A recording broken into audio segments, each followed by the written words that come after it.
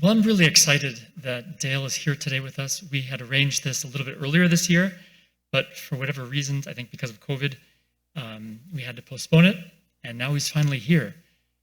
We were able to be together at a seminar on the East Coast earlier this year before COVID came, and it was then that I heard him speak, and I thought he gave a very powerful testimony of what God was doing in his church that I think will challenge us to really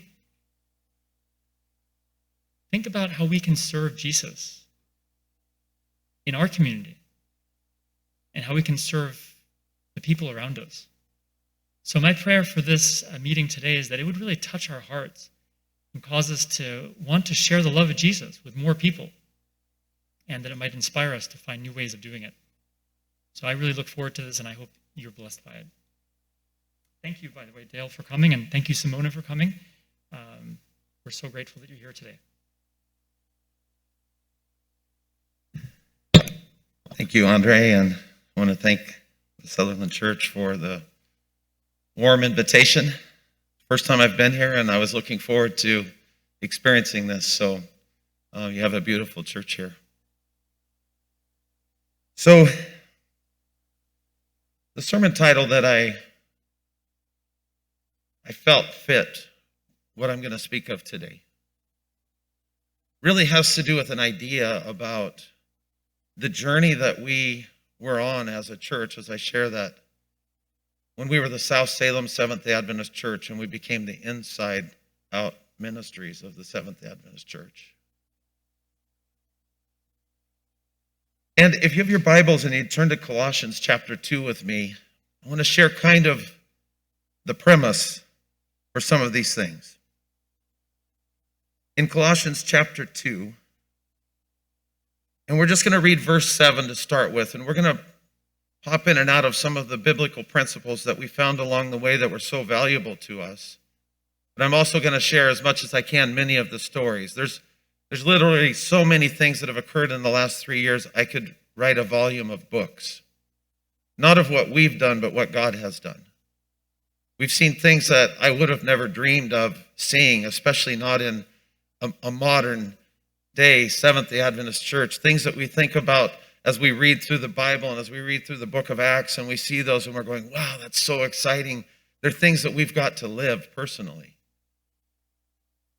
It's exceptional, it's incredible, and it's all because God is so good. Not because we did anything, but because God led us and we were blessed by his leading. So here in Colossians chapter 2 and verse 7, it says, let your roots grow down deep into him, speaking of Jesus Christ. Let your lives be built on him. Then your faith will grow strong in the truth you were taught, and you will overflow with thankfulness. I'm reading from the New Living Translation. That overflowing, that abundance of thankfulness, and so the latitude of our ministry is directly related to the level of our gratitude. And so the more gratitude that I have for God, the more it is easier for me to not be so focused on me and instead allowing the expression of that gratitude to flow from me unto others. So then it's not really me that's doing it, it's God, because I'm focused on him saying, praise you, Lord, you're so good. And so as Israel was supposed to be the light unto the world, and that the blessings that would flow through them into the world as they were to move about, they were supposed to be that. They were supposed to be that conduit, that reality of the goodness of God in real, tangible, physical ways through human beings as the other human beings were also, so that they could see the glory of God. Experience it. Experience the love.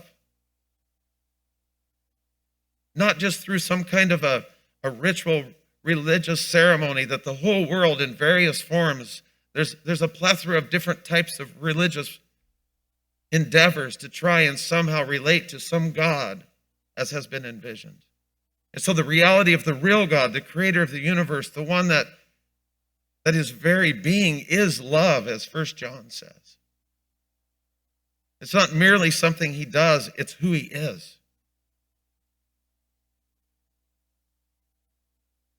And so Our journey began as we looked around at ourselves in a beautiful piece of property, 8 acres in South Salem in an upper middle class neighborhood.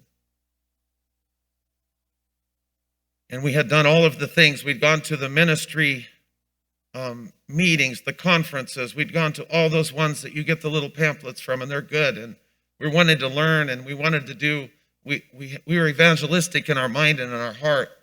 And we went door to door to all of our neighbors within several miles, multiple times, and found that most of our neighbors were Christians, different denominations. They were happy in their churches, and they were nice people. They liked us, and we liked them, but they weren't interested in changing their affiliation. And so mostly, year after year, we got together as Seventh-day Adventists, enjoyed each other's company. We ate potluck together. We had services together, but we weren't really impacting the community. That bothered us. We prayed about it. We studied. We went through this little course by a man by the name of Henry Blackaby about experiencing God and learning how to join God in what he's doing rather than us making plans and then asking God to bless what we've decided. Changed our whole environment. Just that simple concept. And then came Bible study, Bible study, Bible study, Bible study. And then with that, committing to the fact that we don't just study it, but that we actually do what it says. Not because we were good, but because God was good, and that we wanted to see what he would do, not what we would do.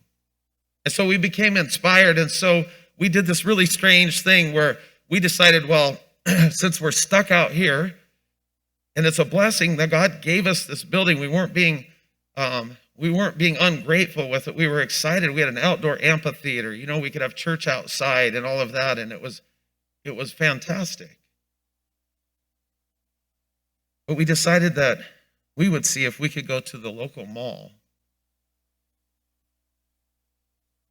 and hold church services in the mall on Sabbath afternoon. Well, that came into being because I began going down and doing some Bible studies at the mall at one of the local little cafes at the edge of it. And the first time I met a guy there to do a Bible study with him, another person I didn't know that was there overheard it, and he came and joined. And then the next week there was 4 of us because 2 more people wanted to be there. But we didn't fit there, and so we went down to the food court in the mall. And so one day when the Bible study had been, I guess people got the word out, this was an obscure time. It was 10 o'clock on Thursday morning. And most people aren't really available at that time of day and on Thursday. One day there was 27 of us there studying the Bible in the mall at the food court. And the security guard came over and he said, well, this is really awkward for you guys. You're so big. We have a conference room that's for the tenants and for the management of the mall, and we'd be happy to let you use that room for your studies. And it was in that time I walked in there and I looked around and I go, we could do church in here. And so then we began having our regular church service out in South Salem, and then we would pack up a whole bunch of equipment and stuff. We'd go over to the mall and we'd set up and we'd do church there. The capacity of the room where we were in was 90, and I remember one week we had over 120 people packed in there. It was hot. It was uncomfortable. But it was doing something to us. It was changing the way we saw how ministry can work. It was impacting us and transforming us, I think, more than it was to the people we were out there trying to reach at that point. So that led us to the point where we were saying, God, you know, we want to follow the cloud wherever you go. When the cloud moves, we want to move. We want to pick up our stakes and we want to go. And so we did that thing that would just make your nerves raw, especially me as pastor, where we decided in a business meeting to sell the church property and to move. Now, the thing is that my father-in-law was the founder of that church. He put much of his money and his labor and his effort and all of that, his heart and soul into that church. So now here comes the son-in-law. And he's going to endeavor on this thing to see if God was going to do something by us putting up this property for sale. We felt the pressure. There was pressure. But as we were reading here, that as our roots grow down into Jesus, it says your faith will grow. And so as the days got closer and closer to the idea that we might sell, until that moment when there was an offer on it, and we were both excited because we were about ready to launch into what God had for us. We didn't even know what we were going to go do. We didn't know where we were going to go, except for that we knew we needed to go where there was hurting people. We needed to go where there was more people that did not have a Christian background.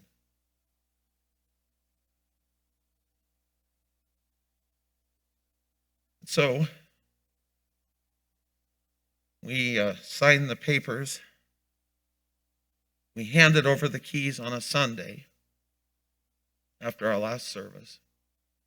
And we had no place to meet the next Saturday. We had nothing set. We had no contract. We had no place available.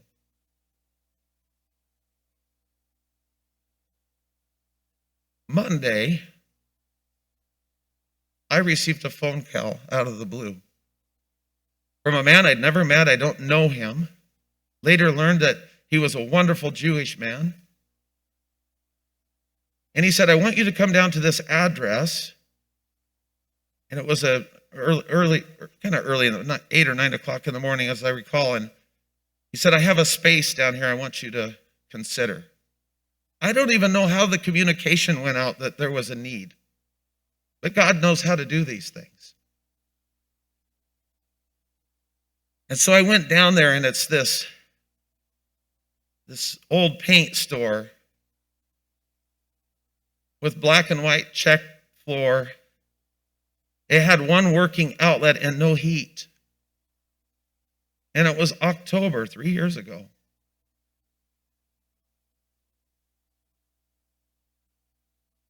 And he said, I'm under contract for a man that has promised to lease it, who is going to put in $75,000 into his endeavor out of his pocket to improve it. And he's going to put a restaurant here, and he has 15 minutes from this point to call me. Otherwise, the deal is dead. And so we continue talking and all that. The 15 minutes goes by, and he holds up the keys to the place. We have no contract. You know, we have to go through a whole thing with the conference office. There's a whole process. This man that I just met held up the keys to me, and he said, it's yours. We'll work out the details later. You can use it now.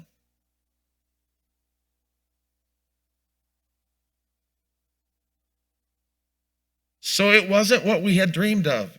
We had visions of like a 20,000 square foot place with lots of room and all of this. We had this vision of what we thought we needed for ministry. And he gave us this little place. The whole front of it on the street was windows from floor to ceiling. So whatever we did in there, we were in a fishbowl. So then he says, hey, Dale, I want to send you down to my architect, and I want you to tell him what you want changed inside this place, and I'm going to pay for it. And then he said, well, since you're going to have to go through some inconvenience while this construction is happening, I'm going to not charge you any rent. And so it went with this relationship with this Jewish man. God was opening up the doors, and then we began to get together, and we would study the Bible during the week. On Sunday mornings, on Mondays we were there, Tuesdays we were there. And as we would sit there, people would begin to walk in because they didn't know what it was. We didn't have a sign on the front, even saying Inside Out, for over a year. In fact, we put the sign up just before we actually moved to a new location. By the way, the Jewish man, the reason why we got a sign was he was on vacation in Hawaii, and he said, "Hey, Dale, I'm just calling you." And I go, "What are you doing calling me while you're on vacation?" And he said, "Well, I learned of this really good deal on a sign, and if I bought it for you, would you be willing to accept it? And I'll install it too."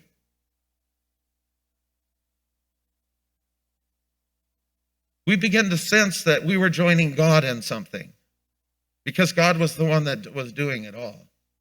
And so we made the declaration. We said, "God, we will serve and love and invite whomever walks through these doors. Whatever form they come in, whatever they smell like, whatever is going on in their mind." And we began to see incredible things happen. I'll share some of those stories with you. Our church downtown didn't smell like our church out in the upper middle class neighborhood. When we saw who God brought us, our church began to smell like body odor and urine and meth and alcohol and cigarettes, and began to stink. I mean, we had one woman, one of the ones that came early on, she had been banned from entering any building in Salem. She had been so violated so many times in her life that she was so broken. She couldn't control bodily functions. She would be inappropriate in how she would speak and when and all those things. She was loud. I'd stand up and give the message like this, and she'd be back there flailing around, knocking things off the tables, and we determined we were going to love her. Every time she showed up, she would urinate herself. And the ladies of the church would go and clean it up, sanitize it, and "So glad you're here, Jenny. We love you."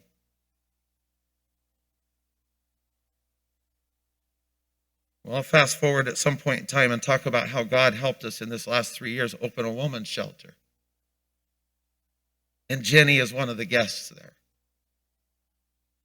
And there's a special room for her that was built because she has this physical issue and she needed special accommodation. And there's a little place where she lays on her belly on the floor. She asked for a Sharpie one day, and she began writing on the wall, and one of the volunteers was like, "Oh, no, we can't have you." And then she went in and looked at it, and Jenny wrote "faith" on the wall. Jenny's not the same as she was when we first met her. Sometimes when I go to the church now in our new location where we are, she's been outside the door, and when I arrive, she starts singing praise songs. "Pastor, I have a song for you." She loves deeply. Last Sabbath,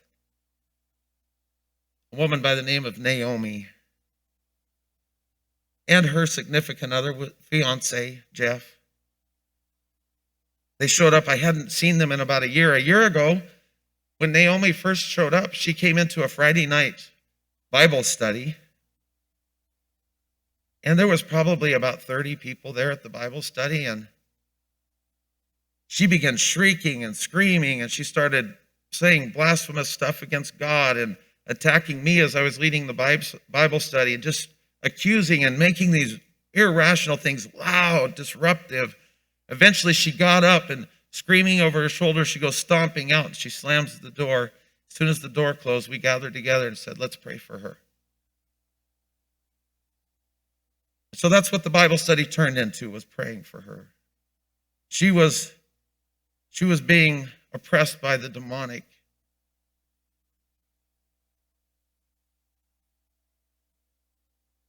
So about a half hour passed, and she came walking back in quietly. She came right up to the front, and she sat down on the floor right in front of me. And she began speaking like a child.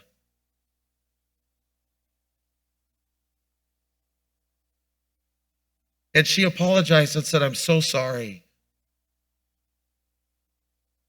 And then she shared her story of all the things that had occurred that had damaged her and hurt her. And so then one of the ladies of the church that has no business getting down on the floor because she can barely get up out of a chair because of her physical ailments, she got up out of her chair, she came over and she sat down on the floor next to Naomi. And we were like, well, this is going to get interesting. And then everybody else there came out of their chairs and went and sat down and surrounded Naomi on the floor. And I had some anointing oil and I handed it to the woman that came and sat by her. And I said, "You're going to anoint her and we're going to pray for her." And when we were done, guess what? Naomi prayed for us. So last Sabbath, she came in with a big smile on her face, announcing that they have housing now. They're no longer living in the homeless camp. And would I please officiate their wedding? And then at the end of church, guess what she wanted? She goes, "Will you come and pray over us again?" And as we did that, she kept grabbing people and saying, come on, you got to come on. Join in on the prayer. You see, we didn't do anything ourselves. God did the transforming. God brought her there. God did everything. We don't take credit. There's no credit to be had. It's all God's glory. It's what he does.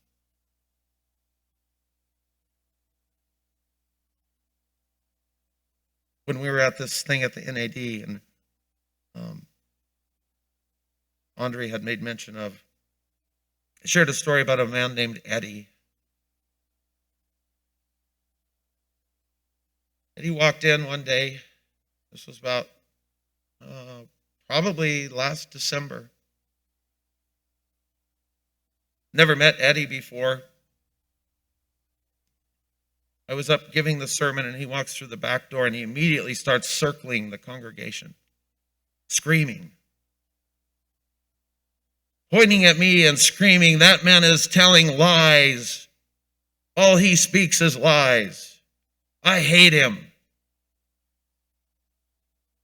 And I'm just going on with the sermon because our environment there is different. And I saw a couple of our leaders going, well, I saw them start positioning themselves because, this, who knows what's going on here. Eddie made his way all the way up to the front where I was standing, and he got so close his nose was touching mine. And he screamed in my face about how much he hated me.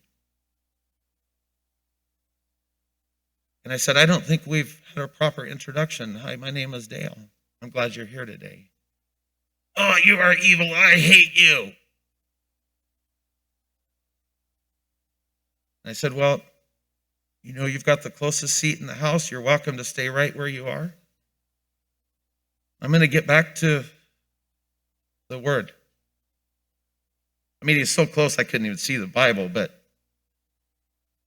he stayed there for a while longer, and then he turned with a red, angry face and went walking out the back and out the door. I saw some of our leaders go catch up to him, and I didn't know what they were doing, but they had gone and got him and asked him what his needs were. They put him in their car and went and got his needs taken care of. 2 weeks later, we do a lot of praying in the church. We do a lot of special prayer. We've seen God do amazing things. We saw a woman that was homeless with a broken arm, and God healed it instantly.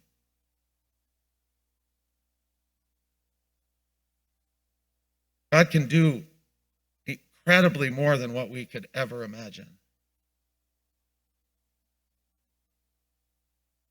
So we were having this special prayer.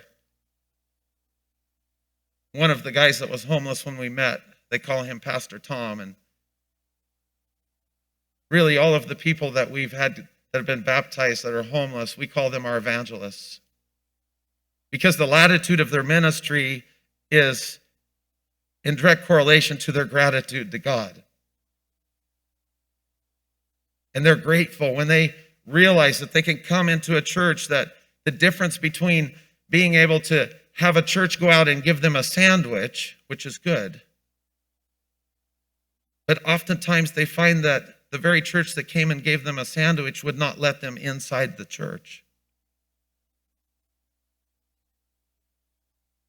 And so this was a unique experience for them, that they were not only invited, but they were wanted. Eddie comes back in. We're standing up there, Pastor Tom, if you will. He jingles when he speaks. He's giving the sermon today. Tattoos all over him. Love just pouring out of him. God's not done with him yet.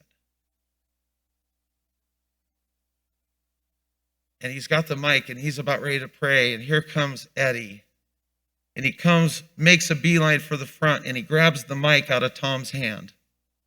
Our last experience with Eddie was him screaming in my face. And Tom looks at me like, "What do I do, boss?" And I said, "Let him speak." Eddie steps away from the rest of us, and he begins to talk about the childhood pain of losing his parents when he was young, and how he went off the rails, and he let substances take control of him, and his anger at himself over all of that. And then he ended with a gospel presentation and a call to follow Jesus.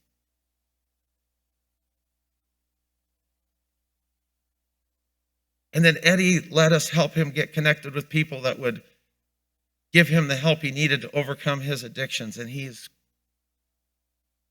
successful in that. God is successful in that.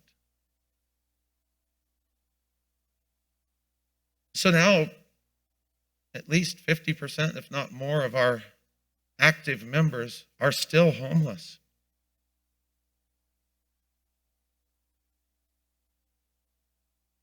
When we were in that little checked floor place, there was a park downtown where there was a lot of violence happening. We had people coming to church right after they'd been stabbed. We had people coming after they'd been severely assaulted. They show up at church. And we would allow the people that assaulted them and the one that was assaulted into the church, because we knew the power of God and that we would not have an incident. Because they all needed God. We watched healing happen that way. And so there was so much violence, so much going on. There were so many bad things. There was occult activity that was going on there, where people were ingesting each other's blood.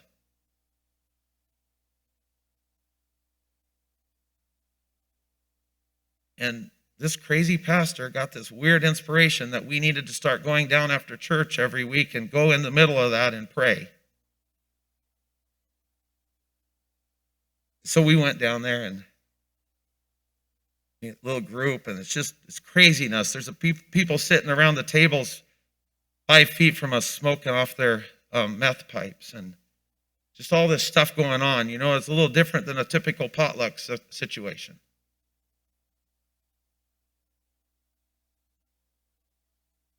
Fights broke out while we were there, and some of our members, just by the power of God, it was amazing watching them as we were there praying, and these fights were starting in proximity to us. Some of our members slowly walked over into the crowd what was fighting and just stood there, and it was over. All they did was stand there. Them walking into the middle of it by the presence of God himself disrupted it, because the people were like, "What is this? Who comes and walks in between people that are trying to assault each other?"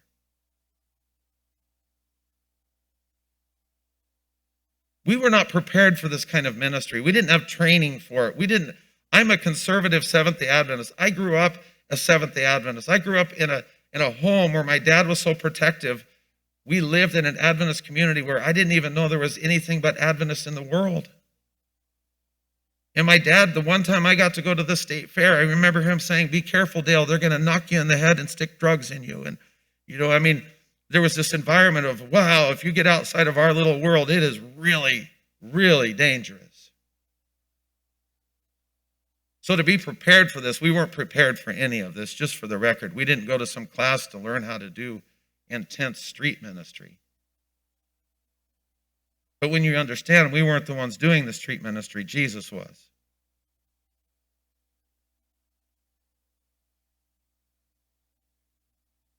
So we went down and we began going into this camp of about 80 people, violent people. And I went down and I wanted to find out who the kingpin was there, and we learned who he was, and he walked out with a swagger, and turns out he was part of the Puerto Rican mafia, and his girlfriend was part of the Hells Angels, and the other one's kind of running the camp. But God used oatmeal patties. I think it's Adventist. That's where I learned about oatmeal patties, was in my own home. I think it's an Adventist thing.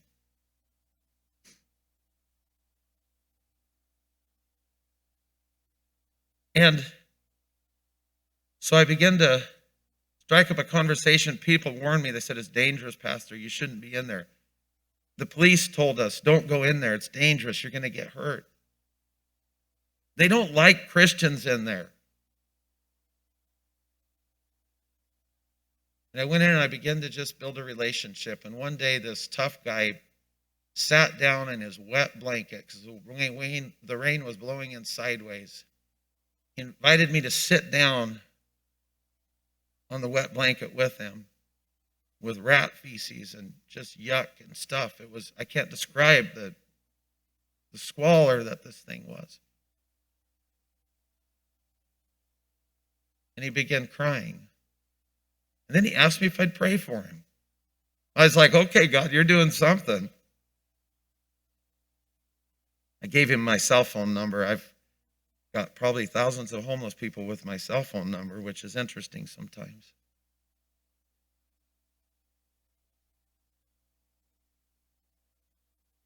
Christmas was approaching. And him and his girlfriend, the Hells Angels lady, were having a fight, and he was sick with cancer. He had been diagnosed with cancer. He had no business out there on the streets. And he was desperate. He was cold. Left the camp, and he didn't have anything with it. And he messaged me, and he says, I'm going to go take my own life.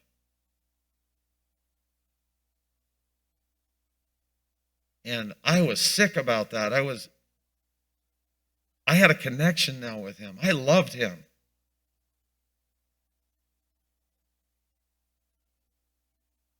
Well, we drove around, we looked for stuff. Finally, I made contact with him and calmed down. And he's like, I don't have any dry gear or anything like that. And I go, just let me get you a sleeping bag, and we'll get you a weatherproof, a duffel bag or backpack or whatever we can get. We'll go down to REI and we'll buy something nice for you. It's Christmas. And we went over to have the meal with Simona's parents, my wife. And her dad goes, I don't know why I made these. I don't ever make it for Thanksgiving or Christmas, but I made 2 big pans of oatmeal patties for some weird reason. I don't know.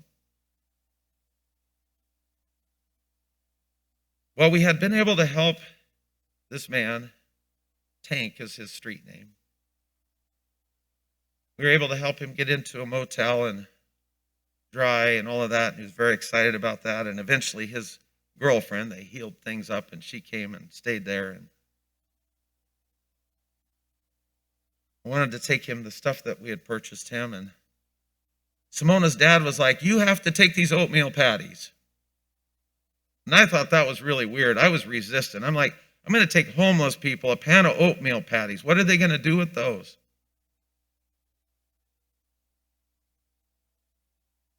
So we did it. We took some plates and some forks and stuff and took this big old pan of oatmeal patties down to a Motel 6. Simona and I go down there, and the room is filled with smoke. Knock on the door. They invite us in. And the woman, who has a street name, Star,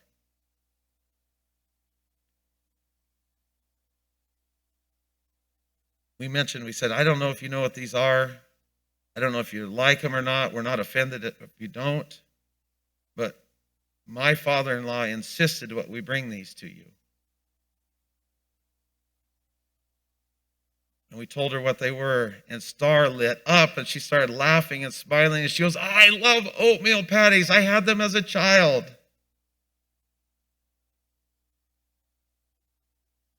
That broke the wall down. Eventually, I did the wedding for Star and Tank. They're housed. They're not in that environment anymore. They're not leading occult services anymore. And then in that place where we went down and prayed, then it was during camp meeting a little bit later, and the city had decided they needed to close it down because of all the unsanitary stuff. And the Salem police called me and said, look, Dale, we need you to come down there and be with us because we know you have a relationship and we're concerned things could get out of hand and we'd like you to be there.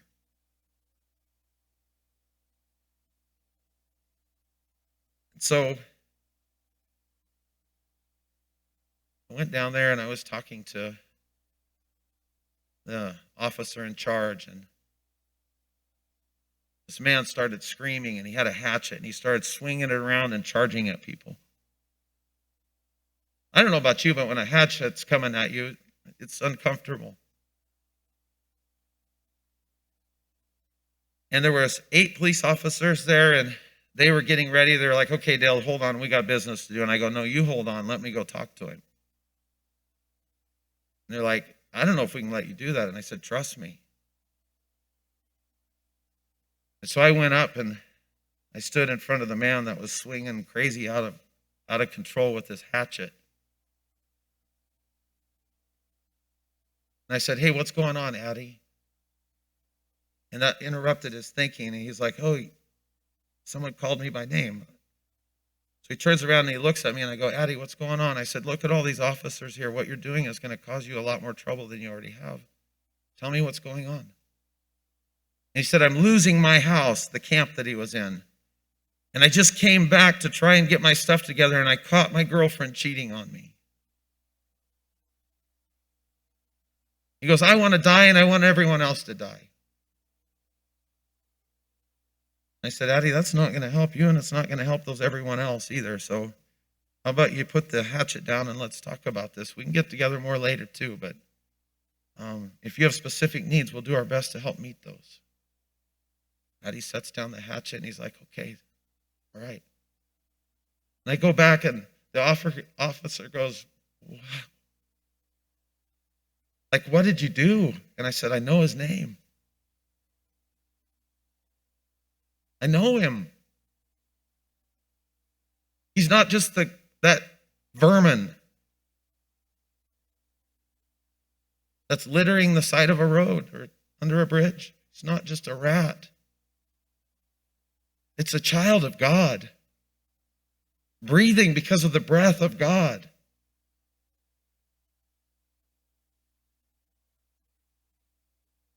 You know, what I wasn't prepared for is that I thought we were going to go minister to others, and they all ministered to us. They have changed me more than I have changed them.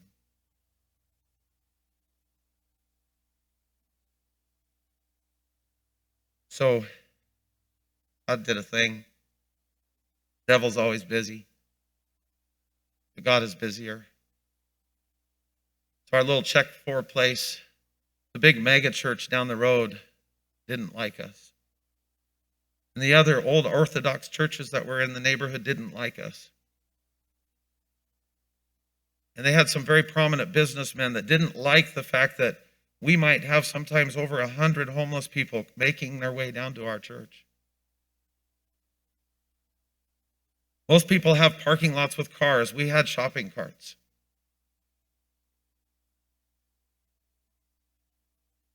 So they conspired behind us. They went to city council. And they were going to shut us down. They wanted to close us down, the Christians.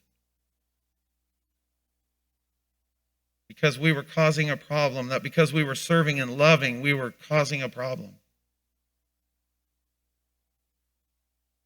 And so I got this call about a meeting. I didn't know what it was. It wasn't really a meeting. It was an ambush. oh, Pastor, we'd like you to come and we want to talk to you about things in the city and such. And city council, your city councilor will be there, and a few other people in the neighborhood and such. And great, let's go talk. Wow, did they lay into me.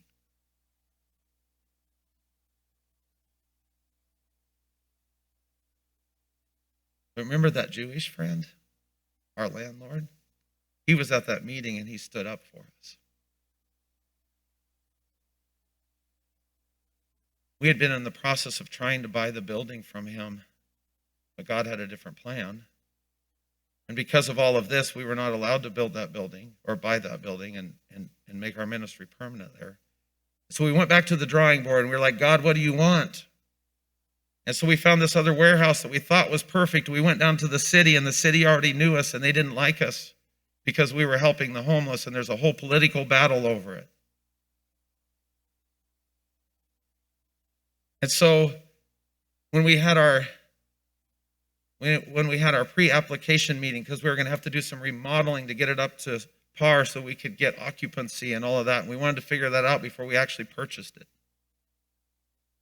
We were sitting there, and the city leaders were lying. And one of the men that was there as a Christian, and he was like, no, you guys know that's a lie. You don't treat anyone else like this. This is a lie. You're doing it because of this circumstance and this ministry. And they said, well, it doesn't matter that we're lying. This is what we require. Then they just said it like that. I have my realtor next to me, and our architect who was supposed to support us, and he was not supportive, period. He was gone. He was off dreaming about pizza or something. It was an ugly meeting, and I was like, God, this is just, we can't be where we are. This place we thought would be good for us isn't working out. We sold our other place. We've been following this journey. What do you want? And by the way, you know what it's like to have most of your financial support come from homeless people? Because when we did pledges to buy a place, the homeless people pledged. And when you break your heart, I pledged 25 cents a month. I think I can pick up that many cans. I pledge $1. It was amazing.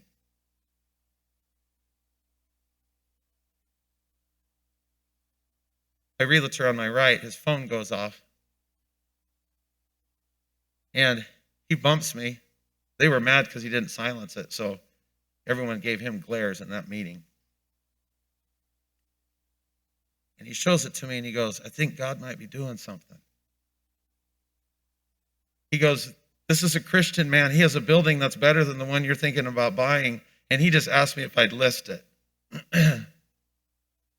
I'm just wondering if we could do this without listing it. He goes, you want to see it? And I said, yeah. So as soon as we left that meeting, I called our leaders and we made an appointment. We went down and it was perfect. Right across the street from the Salvation Army.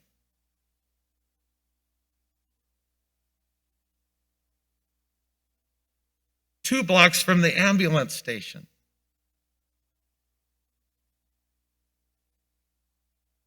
And so we went through that process and we took ownership of that building. And the day that the transfer of ownership occurred, one of our tenants was the county commissioner. We had another Christian ministry that was one of our tenants in the beginning. And then the owner, he came in, he said, I want to gather everyone together. I want to tell you something. And I want us to pray together. Our realtor is like, I've never done a closing on a building where it ends with prayer together. That's weird. We got together, we all held hands, and the owner prayed, and he started getting teary-eyed. And I was wondering, that's kind of weird, I don't know if he's getting sentimental about the building or what. And he just wanted to pray for God's blessing on us. And then he says, this building was built in 1950. We bought it from the original owner. And when we purchased it from them, they said something weird to us. They said that God had given them a vision that one day that building would be used 100% for ministry. And he goes, I'm handing it off for that purpose.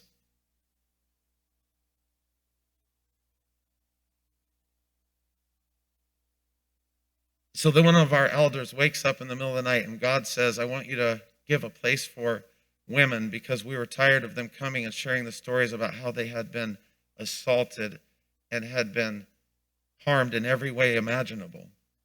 Day in and day out, they'd come to church women would come running down and sit in front of the church and say, "Is it okay from here? I was just violated. Can I just be here?"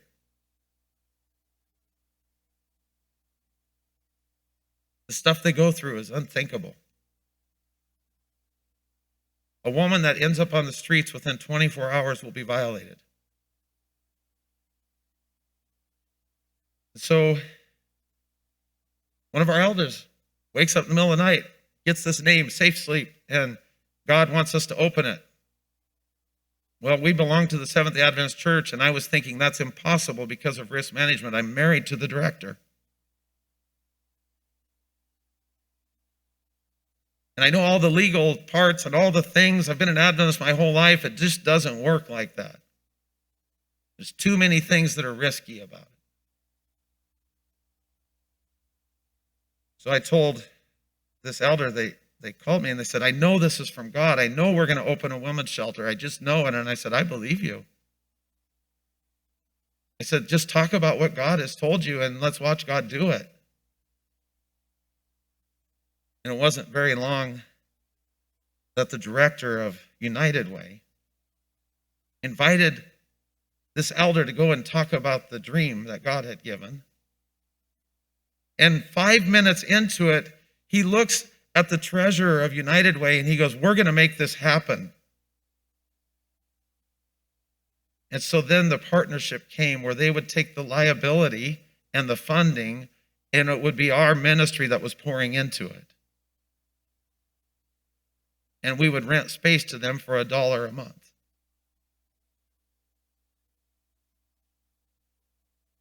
But then we had the hurdles with the city, but because of that political thing, the mayor was in hot water. He heard about what we were doing, and he knew he needed something that would make him look good. And so he personally signed off on us opening up the women's shelter before our building was legally, according to all of the legal I's and T's being crossed and dotted. He personally signed off on it and said, "You guys make this happen." And so now we see these amazing ladies coming, and you'd be amazed. Some of them are in their 80s, homeless, trying to live on the streets. And God just brings them right on the other side of the wall to the church and does his little thing. It's amazing. There's so many things that we have watched God do. And I've only shared a few with you. We're only 3 years into this journey. We don't think we've seen anything yet. We've watched God cast out demons out of people. We've watched God heal people physically. We've watched them be freed from addictions. We've watched them get into housing. We've watched them. There's a woman that one of our elders, when they see a little trail somewhere in town, doesn't have to be near us, they follow it out into the bushes because they might meet somebody in need. They found one outside of Costco through the blackberry briars, and they found this woman that was blind, living with her husband who had severe medical issues also, and they'd carved out this little place in this thicket of blackberry briars and used the thorns as protection. And interesting thing about that, we prayed, and there was a slim shot that if we were able to get her to a doctor up at OHSU that she might be able to see, but they said it was very slim. She sees now. She gets to see those that she came to know and be affiliated with the church. They're in an apartment now, too.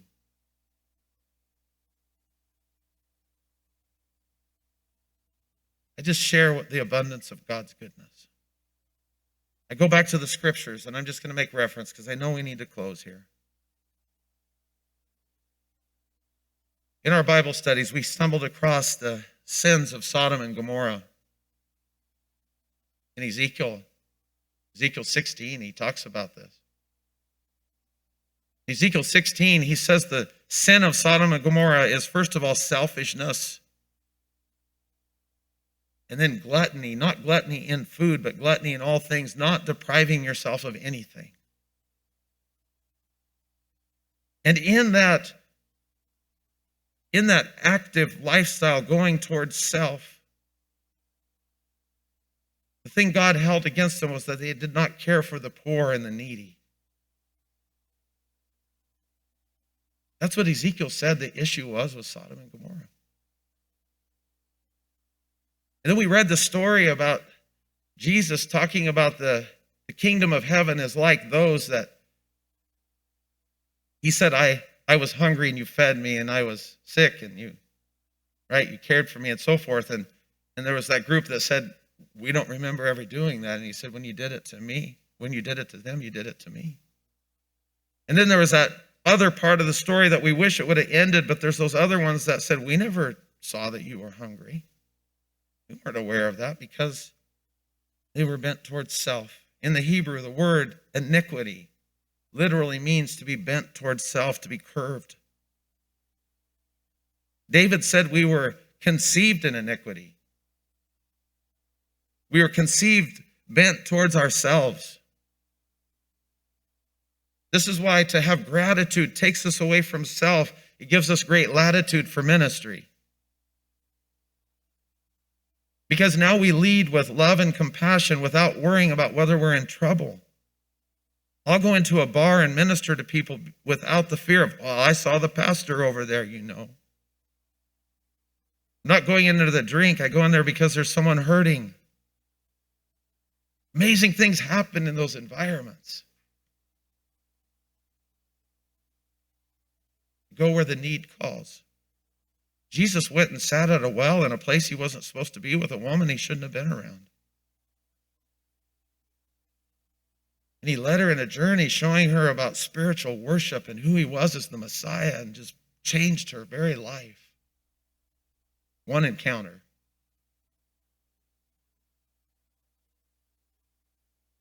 So as I share this with you, I don't do it so that you will do what we do.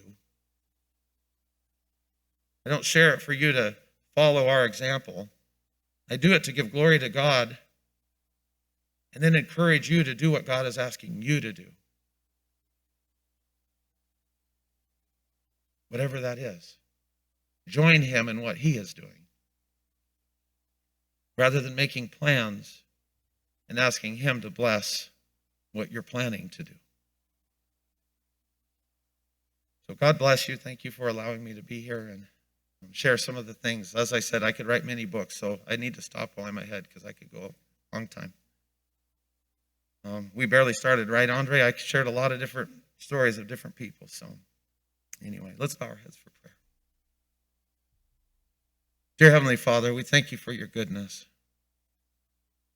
We thank you that in this thing we call ministry, that you really don't need us, but you want us to be involved. That you choose us to be involved, knowing that you could do it better than us. That's why we follow your example. We're not even good at it. We're not qualified, no matter what it is that we've done. But we trust you that by your power, by your Spirit, by your goodness, by your Spirit that comes up like springs of living water, that by that you can not only transform us, but you can transform those around us, and that they can experience the loving Savior up close and personal. I pray for a blessing upon the Sutherland Church, Lord. I don't know this church. I don't know all the things that are going on, and I don't know all of the dreams and the endeavors and the passion that you've laid on their hands, but I just ask that you would make it crystal clear. And that they would find a place in this, like Paul said, that when he was talking about sharing which God had given him, he said, woe am I if I don't. I'm compelled. I can't keep it in. I have to. I have to do the will of God. Just rain down that rich blessing by your Spirit, God, today on them. In your name, amen.